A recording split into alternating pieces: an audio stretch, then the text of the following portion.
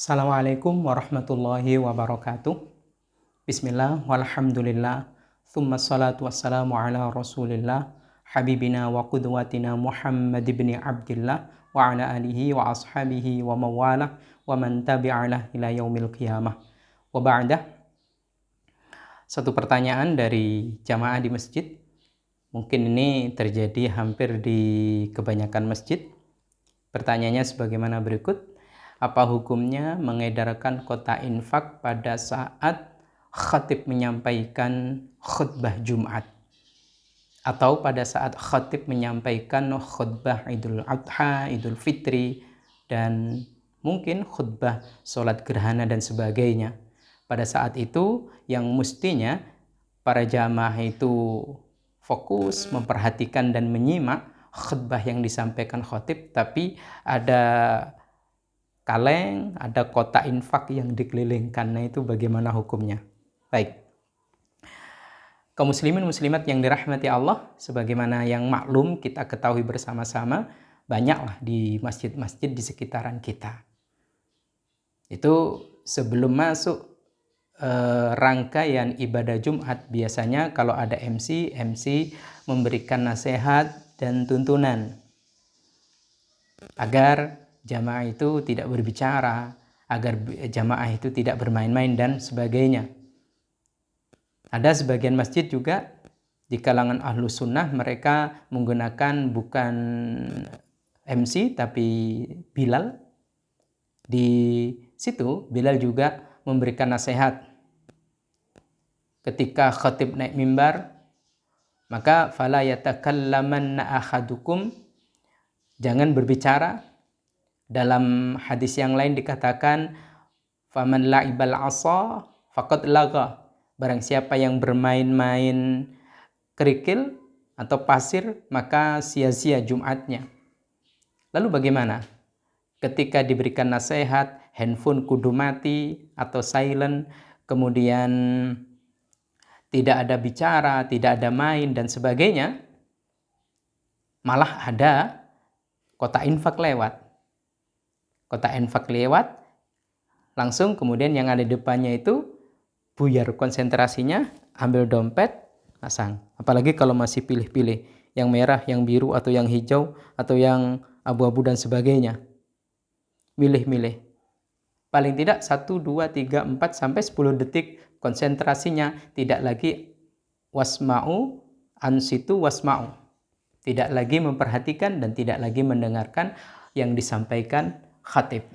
Nah, jawabannya kita simak bersama-sama. Ada satu referensi di dalam kitab Al-Jamal 'alal Minhaj. Dikatakan wa qauluhu wa yukrahu dawaronil ibrik. Dan pada saat sesi khutbah sedang disampaikan, itu makruh mengelilingkan semacam teko. Wal kirabi lisakyil ma'i, semacam wadah gelas untuk minum. Pas khotib menyampaikan khutbahnya, dikelilingkan air untuk minum. Dan juga watasodduki. Di situ digelar semacam sajadah atau serban agar supaya jamaah itu memberikan sodakoh. Atau mereka mendapatkan sodakoh. Pendek kata, ada hal yang merusak konsentrasi jamaah ketika menyimak dengan seksama isi khutbah dari khatib. Itu dikatakan wa yukrahu, makruh hukumnya. Apa?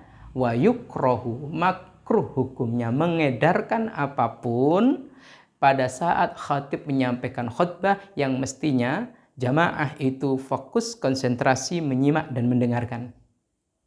Kenapa? Ilatnya di sini. Li'annahu, karena yang demikian itu yulhin nasa. Itu otomatis melalaikan manusia anidhikri, dari zikir, wastima'il khutbati, dan mendengarkan khutbah.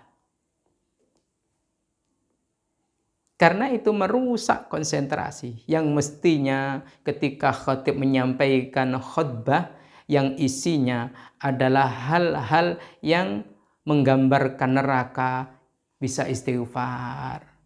Karena ada kotak infak lewat buyar.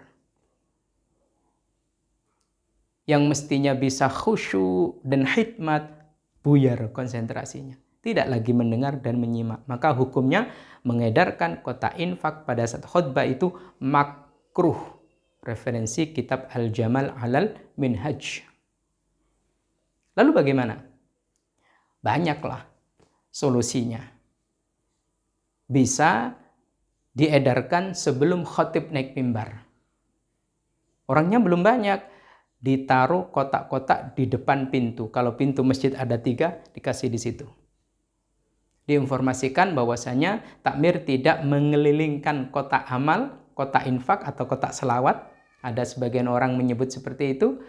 Nah, silahkan yang mau berinfak di pintu-pintu yang telah disediakan. Lebih praktis lagi sebetulnya yang mau berinfak silahkan ke nomor rekening A, B, C, D, E, dan seterusnya. Semoga ini menjadi pelajaran penting bagi para takmir agar supaya hal yang demikian ini tidak kontraproduktif dengan himbauan yang diberikan oleh MC, dengan anjuran yang diberikan oleh Bilal. Bilal mengajak, ayo fokus, ansitu wasma'u. Maka apapun jangan sampai ada yang mengganggu kekhusyuan dan konsentrasinya. Kok kemudian dia tidak terganggu kok konsentrasinya? Dia tidak terganggu kok kekhusyuannya? Memang menyimak? Bukan, tapi tidur. Oh ya wis. Tapi mengelilingkan itu tetap hukumnya makruh. Makruh itu tidak disuka oleh Nabi SAW. Dosakah? Memang tidak berdosa. Tapi hal yang tidak disuka itu amat sangat mungkin di Quran itu lebih tinggi derajatnya, hukumnya itu dibandingkan yang haram. Kenapa? Makruh itu tidak disuka Nabi SAW. Semoga Allah membuka wawasan kita, membuka hati kita, menerima ilmu-ilmu, tuntunan dan bimbingan dari ulama-ulama kita yang tertulis di dalam kitab-kitab yang mu'tabar. Allahumma amin. Wallahu a'lam bissawab. Assalamualaikum warahmatullahi wabarakatuh.